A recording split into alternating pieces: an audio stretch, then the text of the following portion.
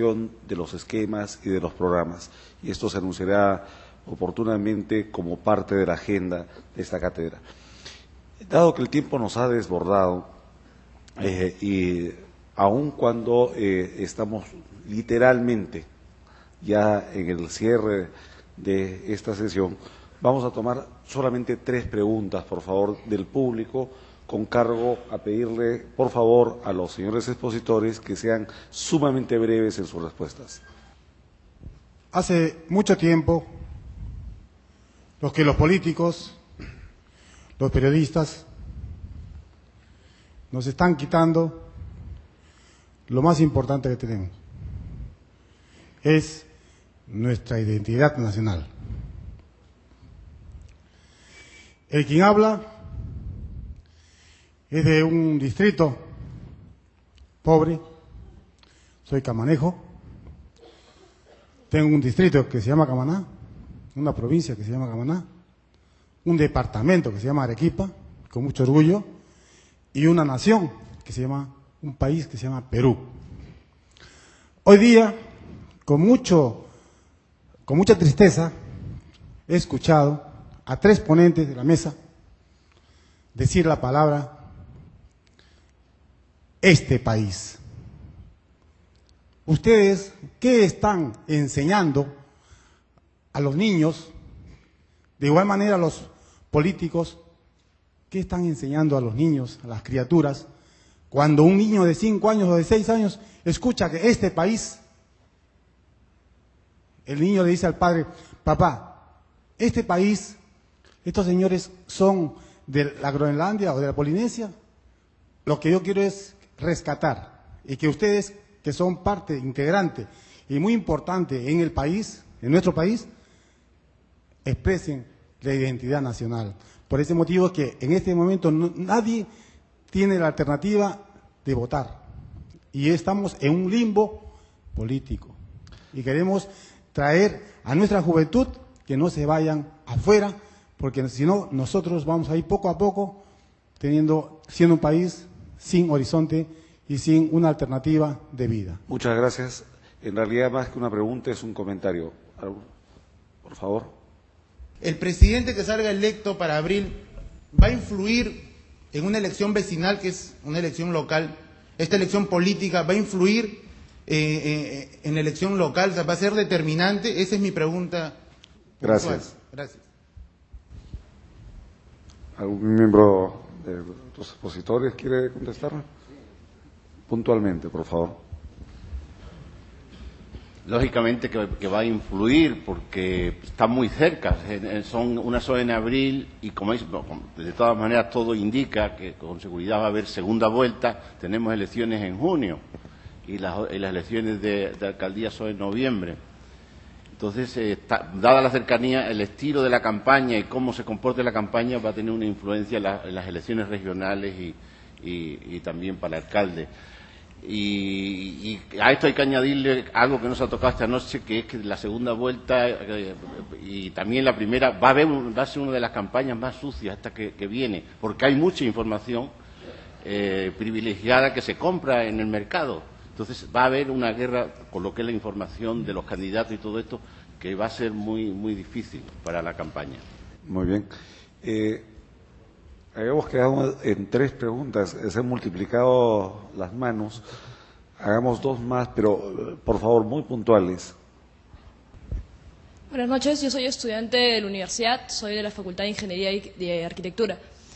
Mi pregunta va básicamente dirigida, bueno, hemos visto que gran parte de la población votante está por los jóvenes.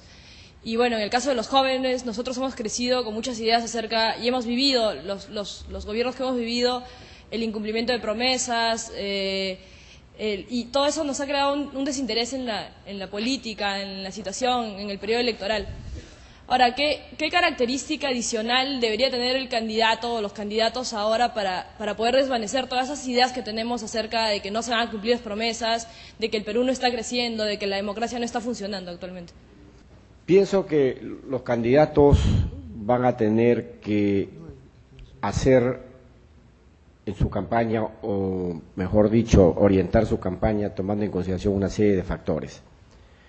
Primero, que yo creo que los candidatos no deberían ofrecer, y pienso que se van a cuidar mucho, a la luz de los resultados, de ofrecer lo que realmente no pueden cumplir. Tenemos la experiencia, uno de los grandes problemas de este gobierno de Toledo ha sido justamente el incumplimiento de promesas. Se ofreció tanto en la campaña electoral, aún sabiendo que no se iban a poder resolver los grandes problemas del país.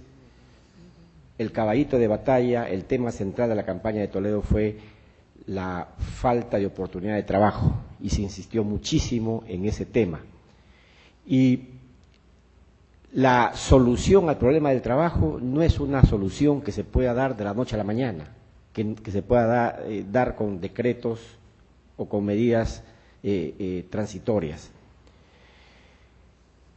Ese es un tema que yo creo que los candidatos van a cuidar muchísimo.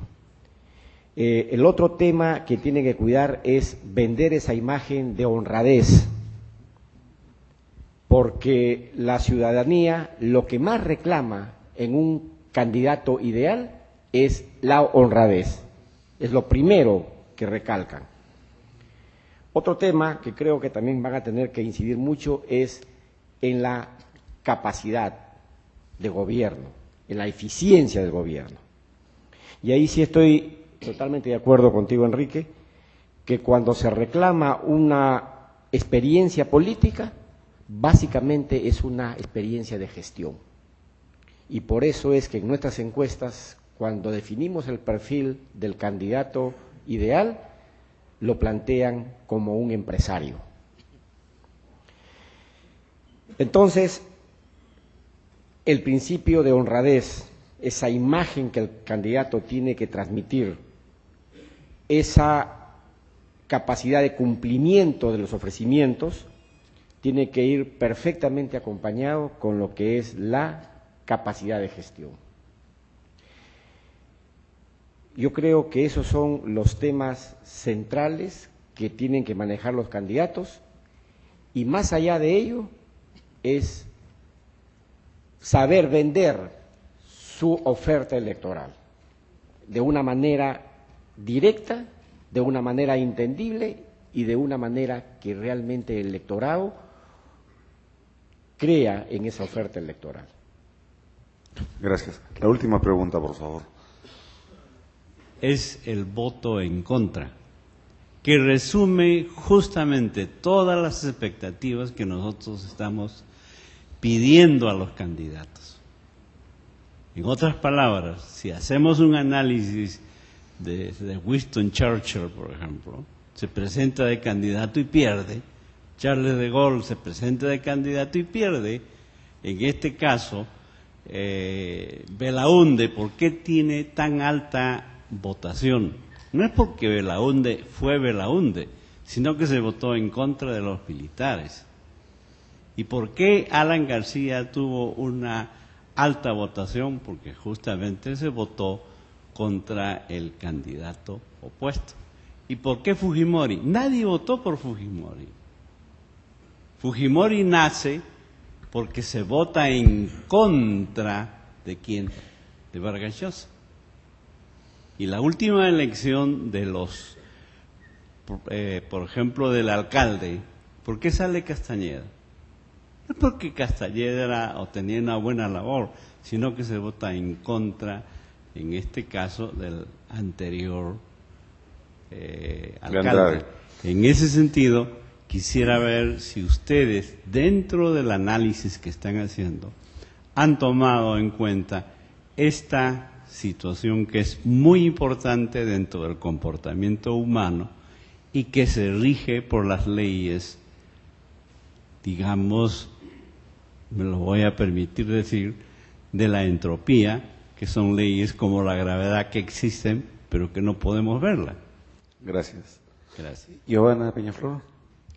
Bueno, yo estoy bastante de acuerdo con su análisis sobre los candidatos, salvo con el de Alan García, porque sí creo que en el 85 Alan García fue un candidato aluvional y fue un candidato que conquistó esperanzas.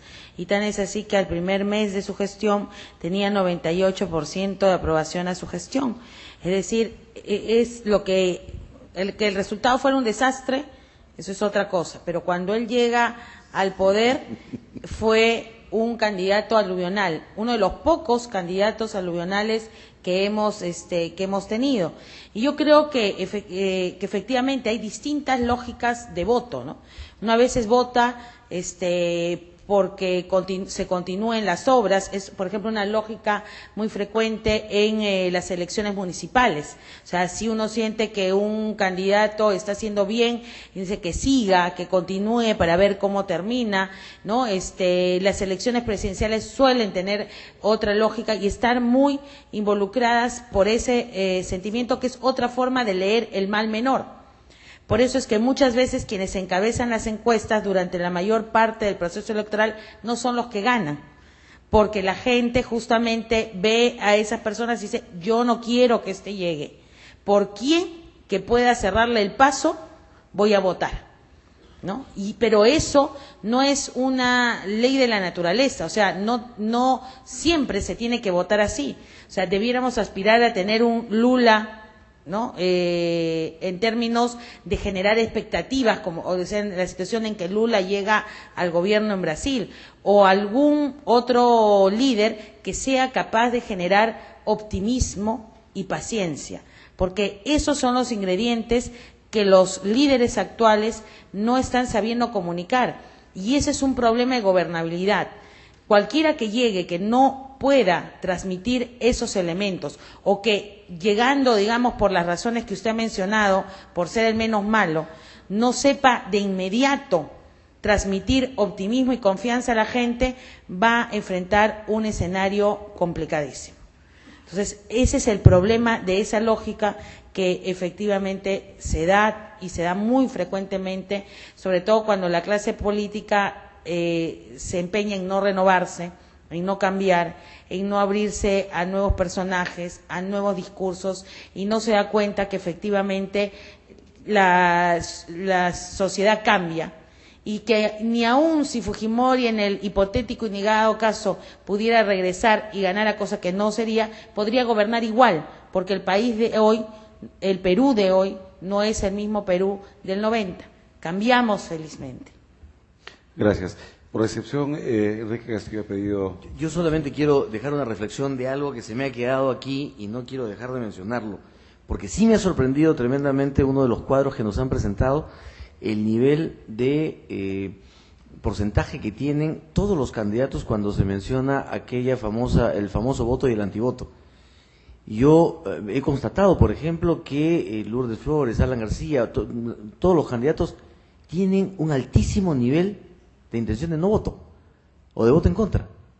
Lourdes Flores, para mi sorpresa, tiene cerca de 48-51%, no recuerdo exactamente. Perdón, 51, y Alan García tiene 48. Candidato por el cual no votaría definitivamente. Yo pensé que estaba muy por debajo. Y solamente Valentín Paniagua es el que no tiene esa intención. Manuel Torrado, lo vi en tu cuadro. Si estoy equivocado, por favor, corrígeme, porque es una de las cosas que se me ha quedado muy grabada. No, el antivoto comienza con Alan García con 36%, le sigue